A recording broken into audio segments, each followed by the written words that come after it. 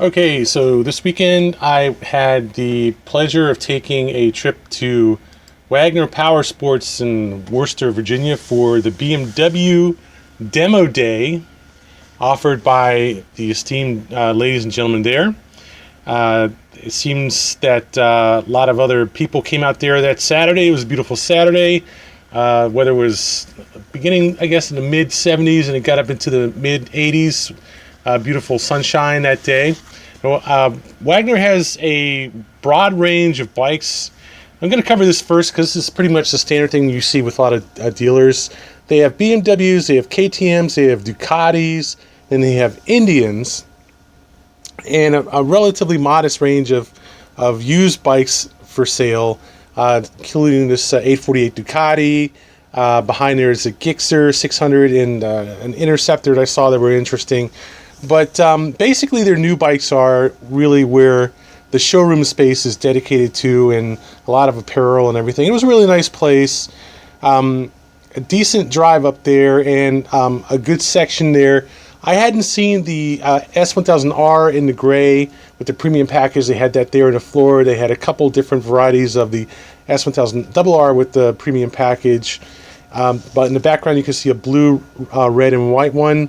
And this is the gray and black here, 2017 model.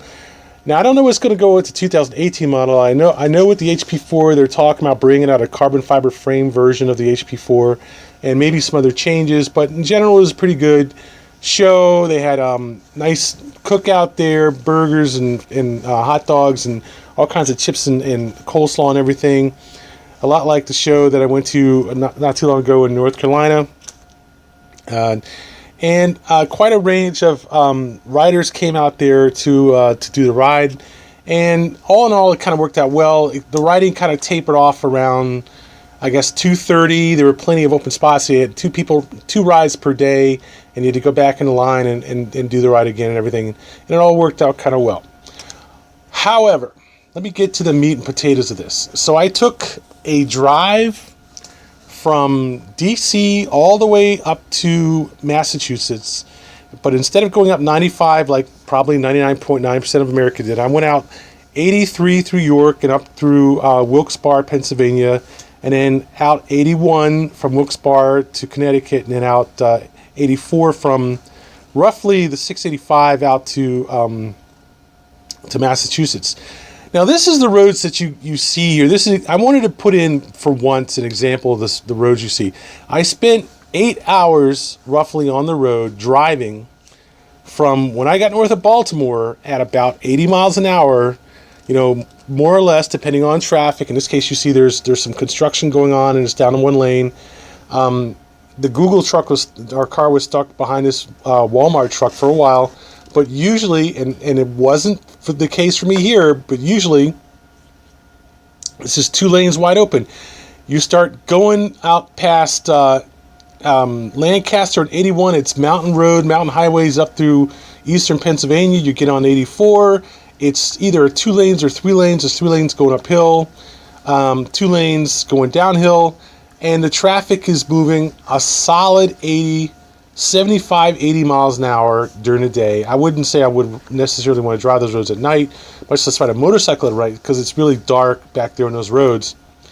But during the day, it looked like it would be a great ride on a bike for most of it, with a few places where you had to take some sharp turns, like the transition between 83 and 81, or you took some construction, like you going through Hartford and going through the city.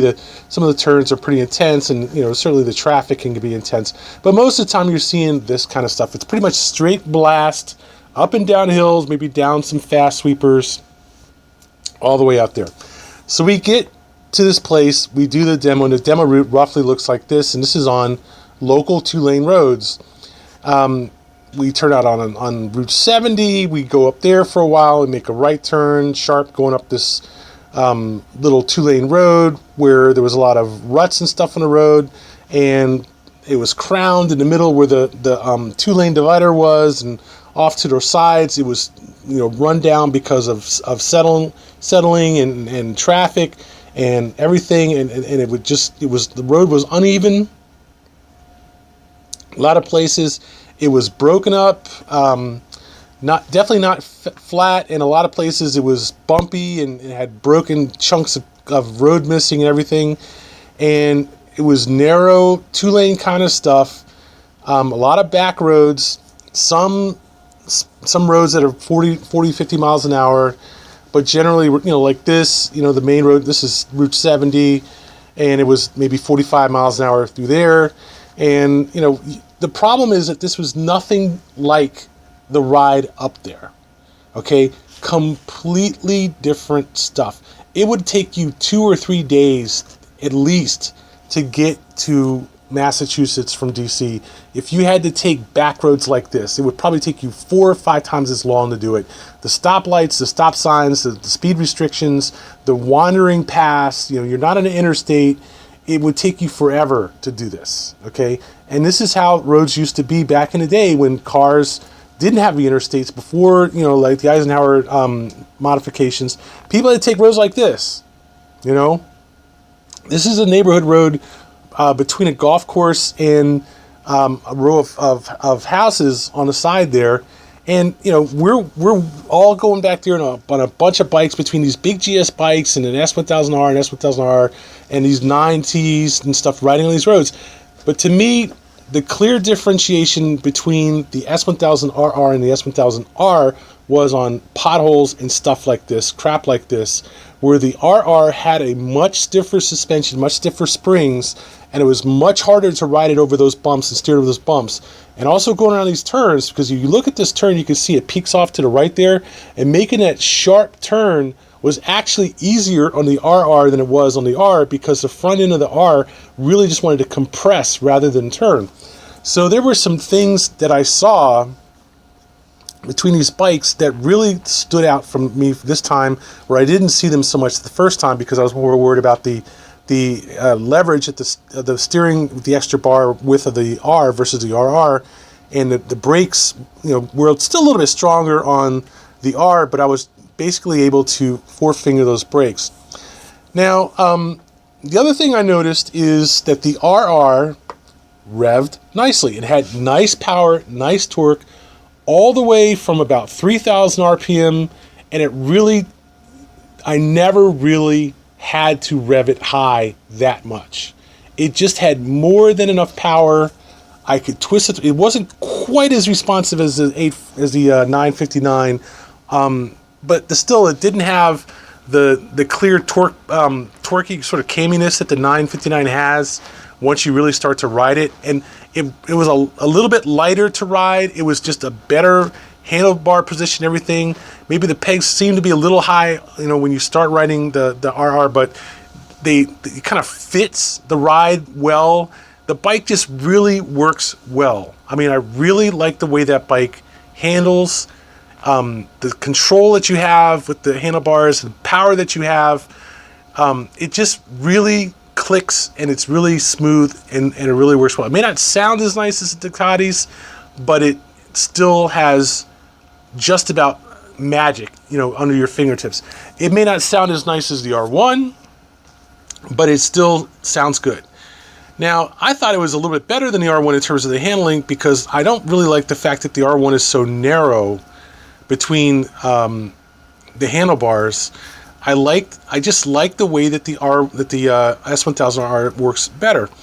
The second thing I noticed, aside from the softer suspension on the R and the brakes, which were more grabby, was that the R does not like to rev more than about 9,000 RPM. It has a 10,000, maybe 10,500 RPM rev limit, and the RPM limit kicks in right about 8,500, 9,000 RPM, and it really kind of brings what is a good show to a screeching halt, because the bike does have good low end power. It really does. You can throw it in second or third gear and ride it around all day long, and it's just when you start to wail on it, it suddenly hits this wall like there's a leash on it at about 9,500 RPM, which the RR does not have. The other thing I noticed is, again, riding that bike on the highway, which we took a fairly good ride on the highway. riding that bike on the highway does not work. Yeah, riding that bike on the highway does not favor the R. It favors the RR. And the reason is because, you know, you kind of like a big pillowcase when you've got your hands that much farther out, that much higher, you're sitting up that much higher, you're getting that much more wind resistance, and it's that much more force on you, pushing you back off the bike. It's that much more comfortable to deal with. It's that much more unsettling. Yes, you can do it. You can ride the R at 80 miles an hour like that, but I wouldn't want to. I would much rather ride the RR at 80 miles an hour than to ride the R at 80 miles an hour. So I've said this before, and I'll just leave it like this. Highway miles favor the sport bikes over the street fighters.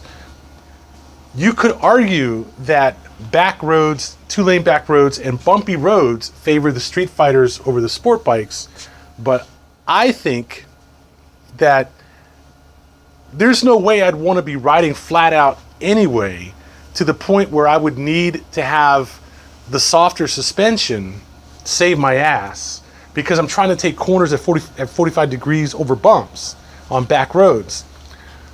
I wouldn't want to hit a bump on either the R or the RR, even with the softer suspension on the R at 45 degrees. Okay, I don't care whether it is a bump on a 25 mile an hour turn or an 80 mile an hour turn. I wouldn't want to hit a bump with either of those bikes at that lean angle. So the thing is that I think that ultimately the big problem with both of these bikes is they can't be taken seriously for long distance transportation. And I think it was kind of obvious. And this is one of the things I've taken all these trips to all these demos. You're riding 3, 4, 5 hours to ride a motorcycle for 20 minutes on a demo. You know, it becomes kind of clear you're driving 65, 75, 85 miles an hour for hours at a time during the nighttime, during the day, you know, when it's raining, when it's scorching hot, sun outside, you know, when it's windy, through all kinds of traffic and all kinds of roads, all kinds of stuff. Well, you're not doing that on a bike, you're doing that in a car. And you're doing that in a car, and it may be a good ride and all, but the problem is that you're riding to see bikes that cost almost as much as cars, and easily as much as a good used car, and a $20,000 motorcycle that you can't even take safely on a trip of the same length that you go to demo the bike. It just kind of makes this thing look completely ludicrous. And I said to this in line, I finally got down, I broke down, and I said to somebody standing in line of the demo, I said, you know what I really kind of noticed after going to all these demos is I really think that if I'm going to spend $20,000 on a new vehicle, it's going to be on a used BMW car before it would be a new BMW motorcycle. Okay? So I don't know what to say. I think bikes are fun to a degree. They're good to enjoy to a degree. It's a challenge to ride them, and I appreciate the challenge. I appreciate the way it makes me a safer driver as much as a safer rider. Okay, all these things, but I still think they're stupid. And this is the problem. And I'm reading comments from different people that I've seen online talking about motorcycles. I think the smart people are the ones who are not commenting online. Let's put it that way. Okay, I've seen a lot of people make a lot of stupid freaking comments on YouTube about motorcycle videos. And it's great that, yeah, you can do 200 miles an hour on a motorcycle that cost you $7,000, you know? Well, and maybe not 200, but at least 150. Okay?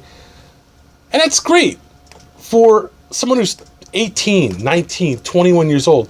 It's not the kind of thing that somebody who's in their 30s, 40s, 50s should be doing. And when I see people who shall not go named at this moment, who are in their 50s riding motorcycles at almost 200 miles an hour on public highways, on 2-lane roads, you know, not to mention you can find them easily from what they put online. Okay, easily you can find them. It's not something that impresses me as something wise to do. When you read about people in their 40s, 30s, 40s, and 50s dying riding motorcycles It's not something that impressed me. It's something wise to do. When I go to a site like Mighty Car Mods or something like that, and I see hundreds of thousands of people showing up at their meets with modified cars